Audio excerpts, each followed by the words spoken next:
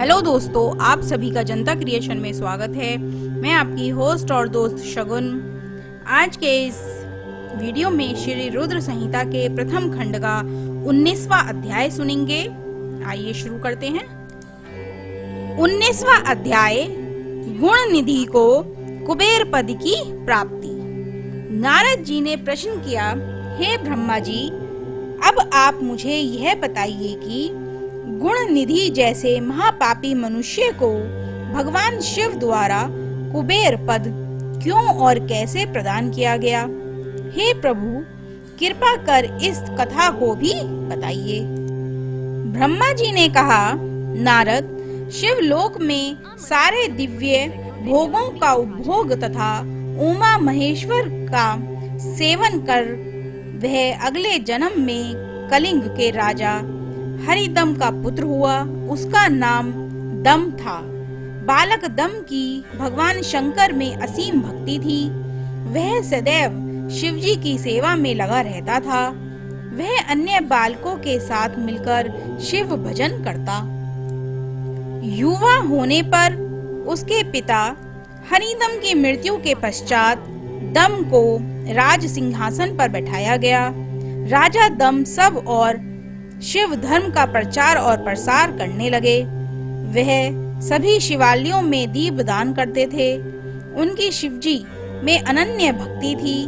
उन्होंने अपने राज्य में रहने वाले सभी ग्रामोध्यक्षों को यह आज्ञा दी कि शिव मंदिर में दीप दान करना सबके लिए अनिवार्य है।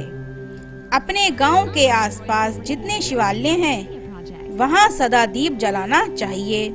राजा दम ने आजीवन शिव धर्म का पालन किया। इस तरह वह बड़े धर्मात्मा कहलाए। उन्होंने शिवालयों में बहुत से दीप जलवाए। इसके फलस्वरूप वे दीपों की प्रभा के आश्रय को मृत्यु उपरांत अलकापुरी के स्वामी बने। ब्रह्मा जी ने नारद जी से कहा, हे नारद, भगवान शिव का पूजन व उपासना महान फल देने वाली है। दीक्षित के पुत्र गुण निधि ने जो पूर्ण अधर्मी था, भगवान शिव की कृपा पाकर दिक्पाल का पद पा लिया था। अब मैं तुम्हें उसकी भगवान शिव के साथ मित्रता के विषय में बताता हूँ। नारद, बहुत पहले की बात है।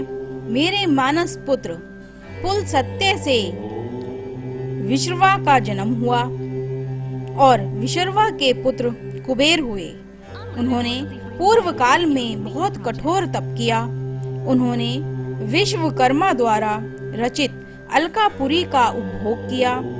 मेघवाहन कल्प के आरंभ होने पर वे कुबेर के रूप में घोर तप करने लगे। वे भगवान शिव द्वारा प्रकाशित काशीपुरी में गए और अपने मन के रतनमय दीपों से 11 रुद्रों को उद्बोधित कर वे तन्मयता से शिवजी के ध्यान में मग्न होकर निश्चल भाव से उनकी उपासना करने लगे। वहां उन्होंने शिवलिंग की प्रतिष्ठा की। उत्तम पुष्पों द्वारा शिवलिंग का पूजन किया। कुबेर पूरे मन से तप में लगे थे। उनके पूरे शरीर में केवल हड्डियों का ढांचा और चमड़ी ही बची थी। इस प्रकार उन्होंने 10,000 वर्षों तक तपस्या की। तत्पश्चात भगवान शिव अपने दिव्य शक्ति उमा के भव्य रूप के साथ कुबेर के पास गए। अलकापति कुबेर मन को एकाग्र कर शिवलिंग के सामने तपस्या में लीन थे। भगवान शिव ने कुबेर से कहा, अलकापति, मैं तुम्हारी भक्ति और तपस्या से प्रसन्न हूँ। तुम मुझसे अपनी इच्छा अनुसार वर मांग सकते हो।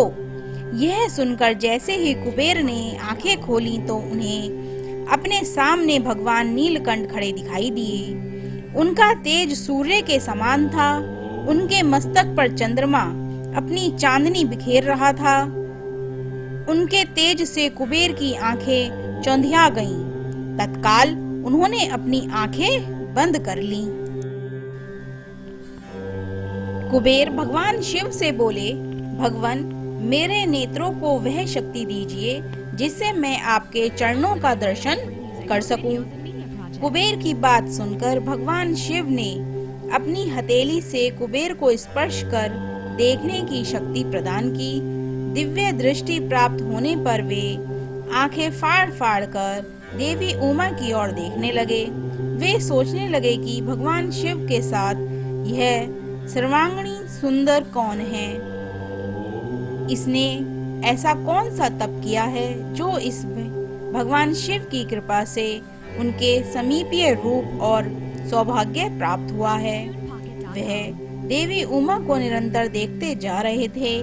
देवी को घूरने के कारण उनकी बाईं आंख फूट गई। शिवजी ने उमा से कहा, उमे, यह तुम्हारा पुत्र है। यह तुम्हें क्रूर दृष्टि से नहीं देख रहा है। यह तुम्हारे तप बल को जानने की कोशिश कर रहा है। फिर भगवान शिव ने कुबेर से कहा, मैं तुम्हारी तपस्या से बहुत प्रसन्न हूँ। मैं तुम्हें वर देता हूँ कि तुम समस्त निधियों और गुहा शक्तियों के स्वामी हो जाओ। सुव्रतों, यक्षों और किन्नरों के अधिपति होकर धन के दाता बनो। मेरी तुमसे सदा मित्रता रहेगी और मैं तुम्हारे पास सदा निवास करूंगा, अर्थात तुम्हारे स्थान अलकापुरी के पास ही मैं निवास करूंगा। कुबेर, अब तुम अपनी माता उमा के चरणों में प्रणाम करो। यह तुम्हारी माता हैं।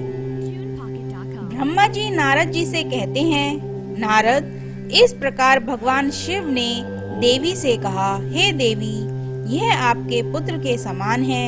इस पर अपनी कृपा करो। यह सुनकर उमा देवी बोली, वत्स, तुम्हारी भगवान शिव में सदैव निर्मल भक्ति बनी रहे।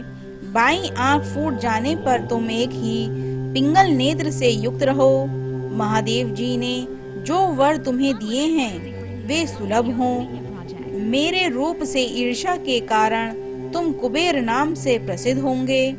कुबेर को वर देकर भगवान शिव और देवी उमा अपने धाम को चले गए। इस प्रकार भगवान शिव और कुबेर में मित्रता हुई और वे अलकापुरी के निकट कैलाश पर्वत पर निवास करने लगे।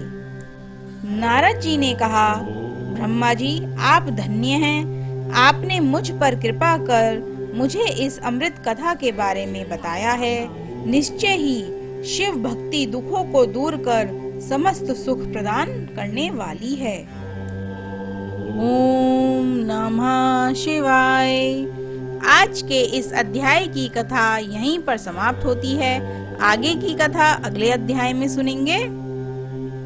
दोस्तों, इसी तरह की और कथाओं को सुनने के लिए हमारे चैनल को सब्सक्राइब करें और बेल आइकन जरूर दबाएं, जिससे हमारी आने वाली नई वीडियोस की नोटिफिकेशन आपको मिलती रहे।